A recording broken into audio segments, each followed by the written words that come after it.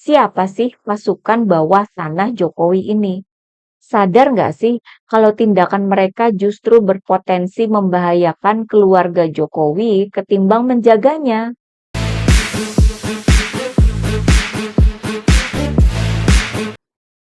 Hai teman-teman, jumpa lagi dengan saya, Nina Nur. Ada sebuah berita menarik hari Jumat lalu. Seseorang yang mengatasnamakan diri sebagai Sekjen atau Sekretaris Jenderal ya, pasukan bawah tanah atau Pasbata Jokowi, bernama Sri Kuntoro Budianto. Dia ini melaporkan Roy Suryo ke Bareskrim Polri. Wah, ini apalagi ya? Ternyata ada yang namanya pasukan bawah tanah Jokowi.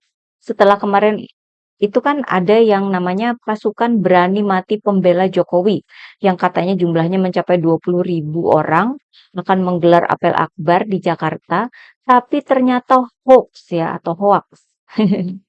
Kalau pasukan bawah tanah ini mungkin sih bukan hoax ya, karena dia sendiri yang mendatangi kepolisian.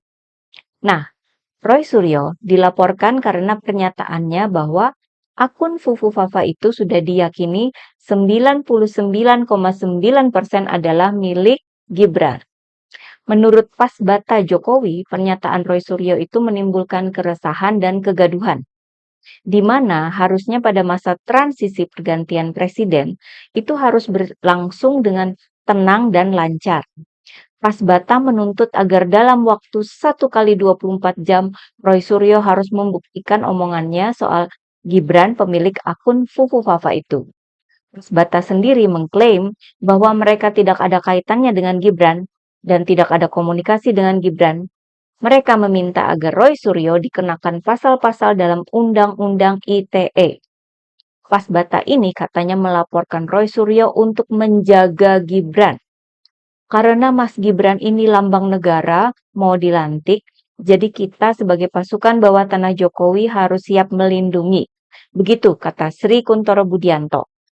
Saya sendiri berusaha mencari tahu ya siapa sih pasukan bawah tanah Jokowi ini lewat Google ya. Namun yang saya temukan hanya profil sekjennya saja, Sri Kuntoro Budianto, bahwa dia ini adalah caleg yang ikut dalam pemilu 2024 di Dapil Jateng 4 dari Partai PKB. Namun ketika saya meng-cross-check dengan para pemenang di seluruh dapil di Jawa Tengah, namanya itu nggak ada. Artinya dia ini adalah caleg yang gagal dalam pemilu kemarin ya. Di lain pihak, sudah banyak suara masyarakat yang meminta agar pihak kepolisian segera turun tangan untuk mengusut akun Fufu Fafa ini. Karena memang sudah bikin gaduh di masyarakat. Bayangkan saja, ada sejumlah artis perempuan yang dilecehkan oleh akun Fufu Fafa. Kemudian mantan presiden dan presiden terpilih juga kena, yakni Pak SBY dan Pak Prabowo, termasuk anak-anak mereka ya, Mas AHY dan Mas Didit. Bahkan partai juga ikut kena seperti PKS. Lalu sampai ada dugaan akun ini menghina Nabi Muhammad. Namun pihak kepolisian diam aja. Dengan sudah begitu banyak bukti yang tersebar di medsos ya, kan sudah gampang banget pihak kepolisian ini tinggal ambil dan cek aja. Begitu banyak pihak yang meminta agar Kapolri segera mengungkap dan menuntaskan akun Fufu Fafa ini.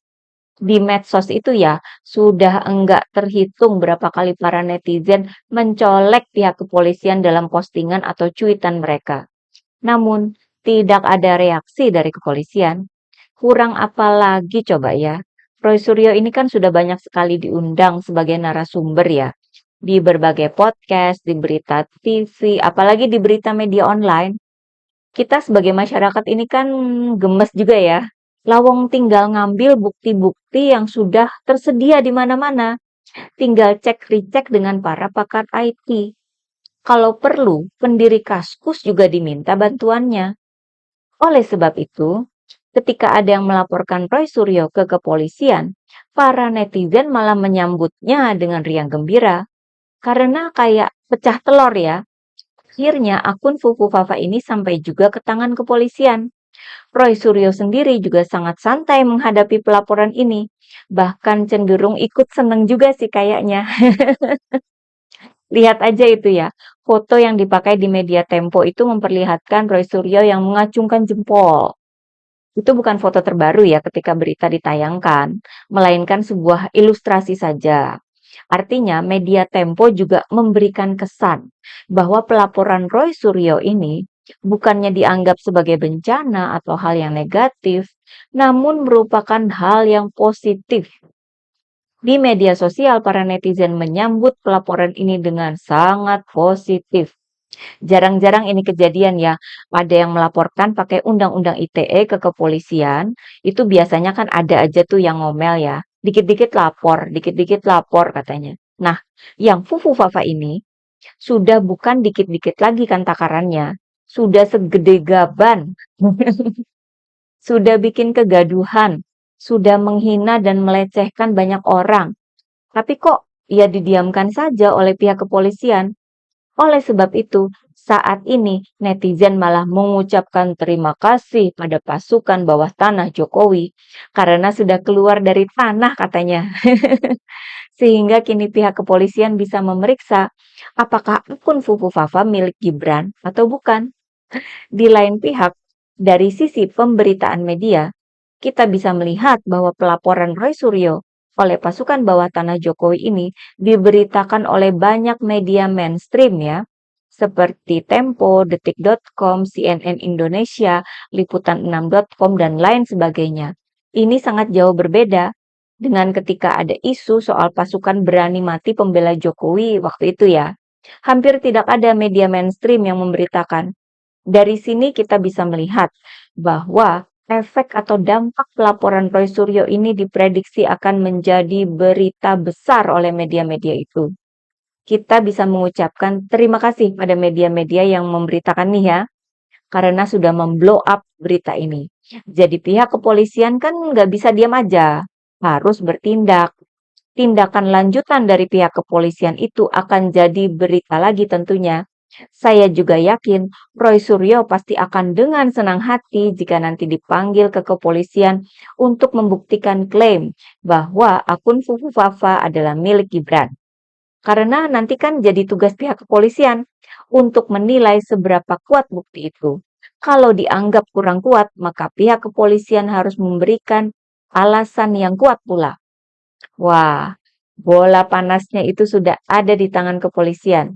Kita sebagai rakyat sangat menantikan tindak lanjut pelaporan ini.